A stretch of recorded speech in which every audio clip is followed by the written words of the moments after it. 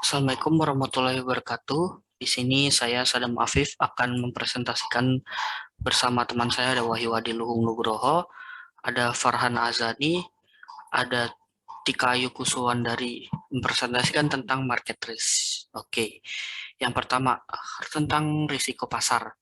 Jadi risiko pasar itu adalah risiko yang terkait dengan ketidakpastian pendapatan FI pada perdagangan portofolio yang disebabkan oleh perubahan pasar kondisi.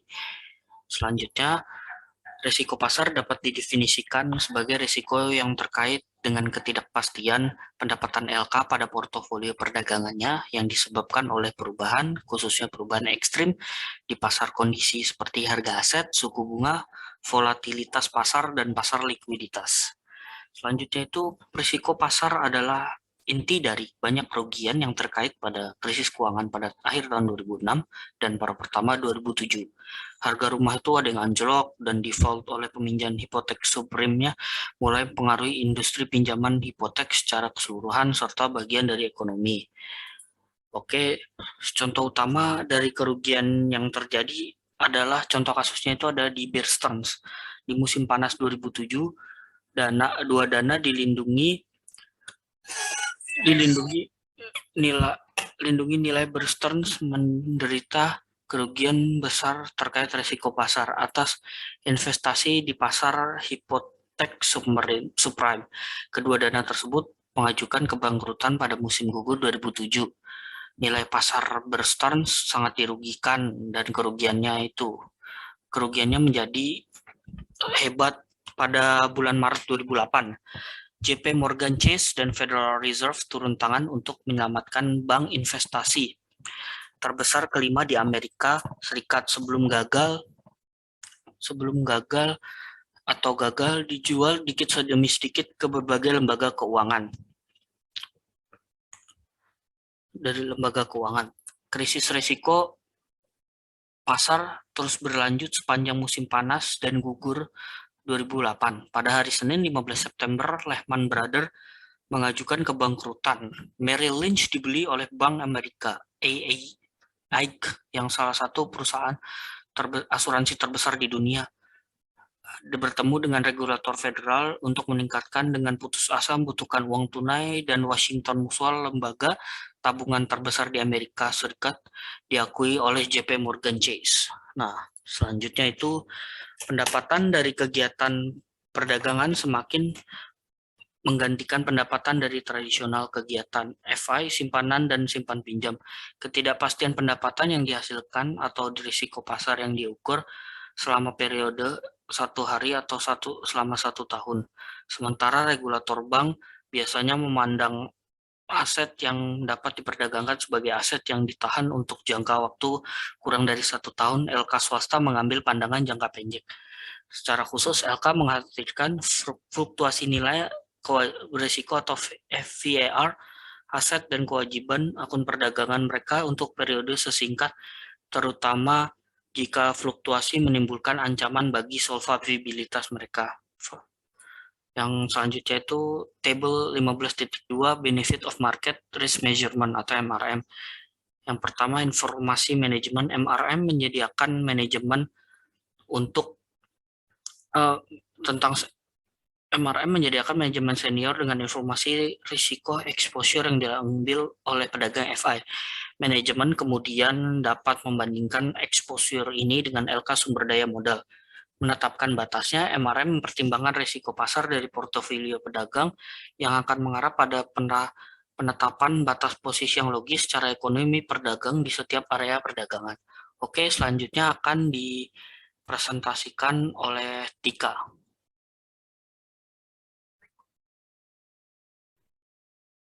Ya, selanjutnya yaitu alokasi sumber daya, yaitu MRM melibatkan perbandingan pengembalian risiko pasar dibagi di berbagai area perdagangan yang memungkinkan identifikasi area dengan potensi terbesar pengembalian per unit risiko di mana lebih banyak modal dan sumber daya dapat diarahkan. Selanjutnya yaitu ada evaluasi kinerja. MRM mempertimbangkan rasio pengembalian risiko pedagang yang memungkinkan sistem bonus, yaitu kompensasi yang lebih rasional untuk diterapkan. Artinya para pedagang dengan pengembalian tertinggi mungkin hanya orang-orang yang telah mengambil risiko terbesar. Ini tidak jelas bahwa mereka harus pengembalian kompensasi yang lebih tinggi daripada pedagang dengan pengembalian yang lebih rendah dan lebih rendah ekspor resiko.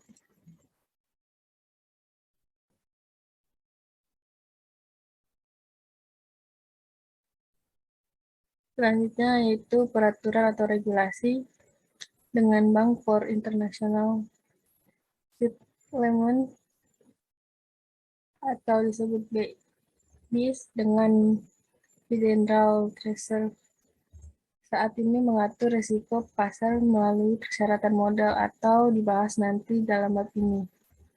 Tolak ukur sektor swasta penting karena ada kemungkinan regulator akan memberikan harga yang terlalu mahal beberapa risiko. MRM yang dilakukan oleh FI dapat digunakan untuk menunjukkan potensi misalokasi dari sumber daya sebagai hasil dari peraturan kehati-hatian. Akibatnya dalam kasus tertentu yaitu regulator mengizinkan bank menggunakan modal atau internal mereka sendiri untuk menghitung kebutuhan modal mereka.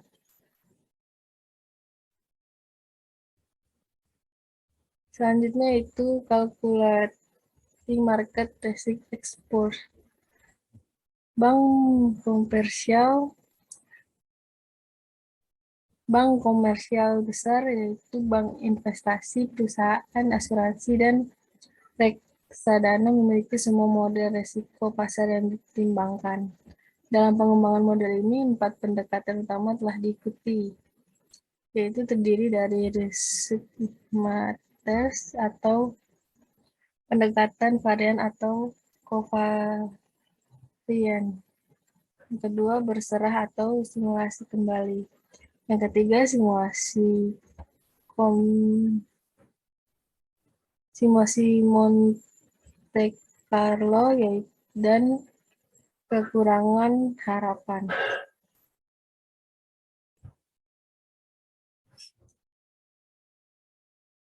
Dan 3 model pertama menawarkan metode berbeda yang digunakan untuk menghitung nilai beresiko dengan mempertimbangkan risk matrix terlebih dahulu dan kemudian membandingkan dengan pendekatan model internal lainnya, seperti simulasi sejarah atau kembali. Model kekurangan yang diharapkan juga disebut nilai bersyarat risiko, adalah alternatif dari nilai tradisional dengan ukuran risiko yang lebih sensitif terhadap bentuk ekor kerugian dari distribusi probabilitas kembali. Mulai Januari 2013, regulator telah mengganti value at risk dengan ukuran SWOT yang diharapkan sebagai ukuran utama risiko pasar.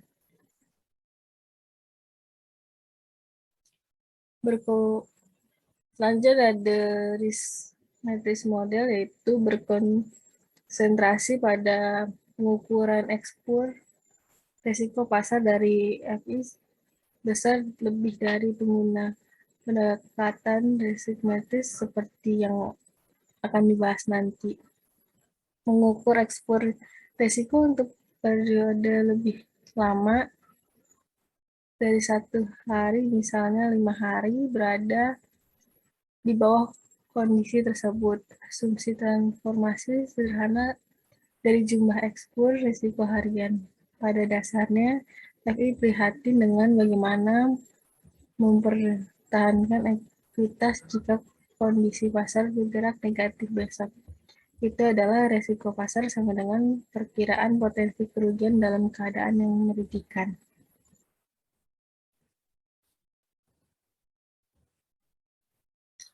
Lebih khusus lagi, risiko pasar diukur dalam hal pendekatan harian. FI di resiko Leiter dan memiliki 3 komponen. Daily earning at risk sama dengan dollar market value of the patient kali very sensitive of the patient kali potential death move in value. Karena sensitivitas harga dikali dengan pergerakan hasil dengan merugikan mengukur tingkat volatilitas harga suatu aset. Kita juga dapat menulis persamaan ini sebagai daily earning at risk, yaitu dollar market value of the patient kali price of volatility.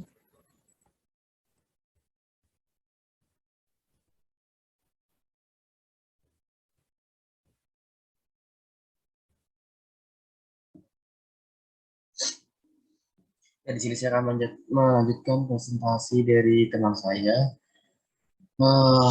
Hal ini itu tampaknya itu menghadapkan ke manajemen risiko pasar dengan masalah pemodelan yang sangat sulit.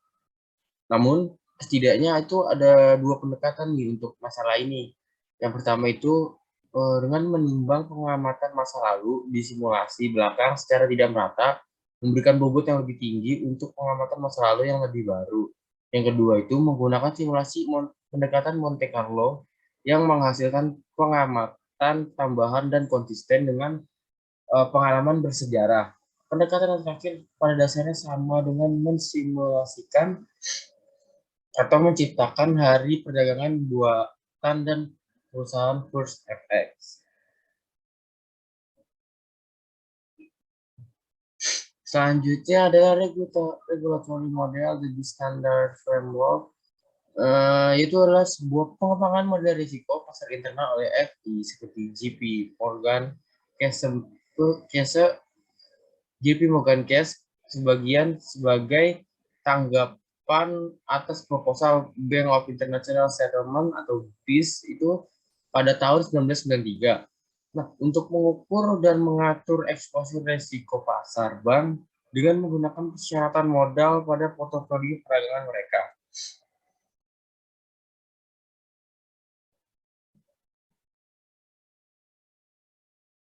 BIS ini sendiri itu adalah sebuah organisasi yang mencangkup bank sentral terbesar di dunia.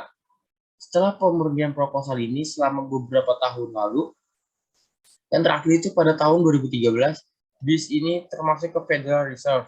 BIS itu memutuskan pendekatan terakhir untuk mengukur risiko pasar dan modal cadangan yang diperlukan oleh lembaga keuangan untuk menahan dan bertahan dari kerugian risiko pasar. Selanjutnya ada partial risk factor approach. Pendekatan faktor risiko parsial ini itu menerapkan suatu bobot risiko pada nilai pasar perdagangan sekuritas portofolio dengan penyempurnaan untuk mencerminkan lindung nilai dan diversifikasi di seluruh sekuritas secara hati-hati. Khususnya itu pada pendekatan faktor risiko parsial itu dia itu memerlukan proses seperti berikut yang harus diikuti lembaga keuangan untuk menentukan kebutuhan modalnya. Nah, prosesnya itu yang pertama itu adalah menetapkan instrumen ke bucket aset. Instrumen yang ditempatkan itu dalam keranjang aset di masing-masing dari 5 kelas risiko sesuai dengan kesamaan risikonya. Kelas risiko termasuk FX, suku bunga, ekuitas kredit, termasuk sekuritas dan komoditas.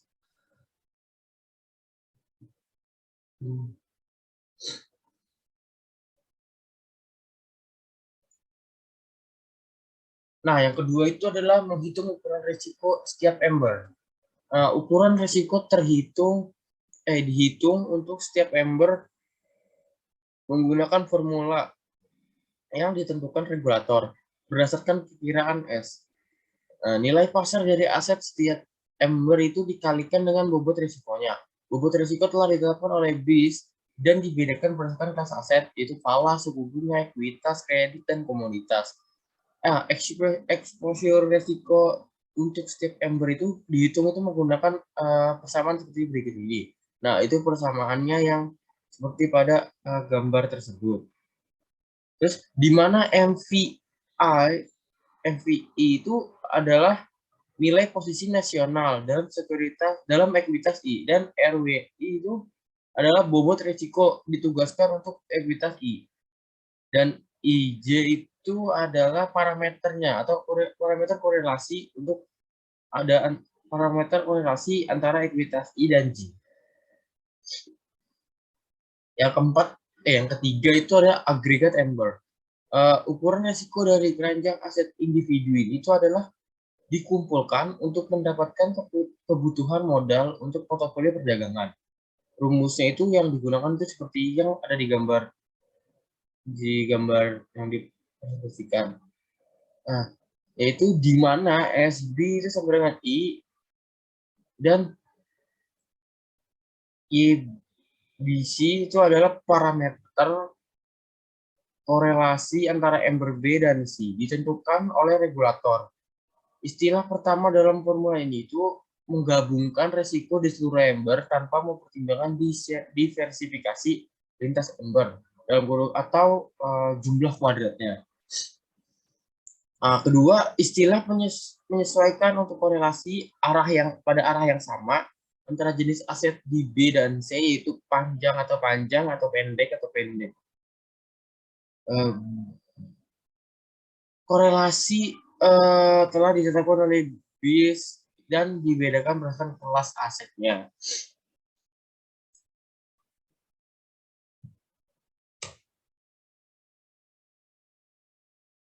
Mungkin sekian presentasi dari kami, kurang lebihnya mohon maaf. Wassalamualaikum warahmatullahi wabarakatuh.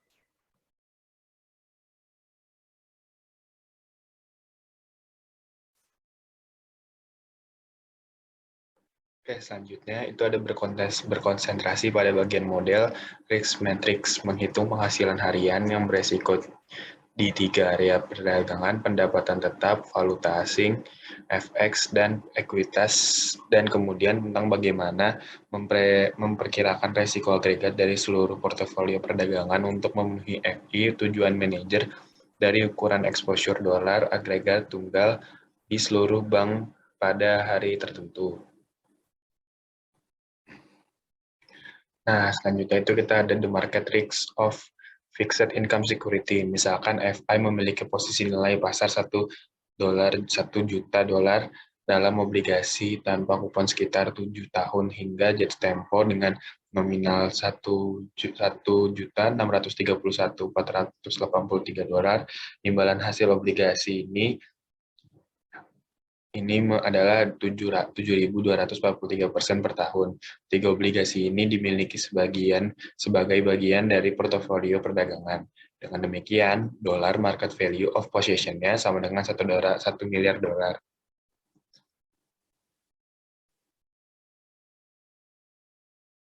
Nah,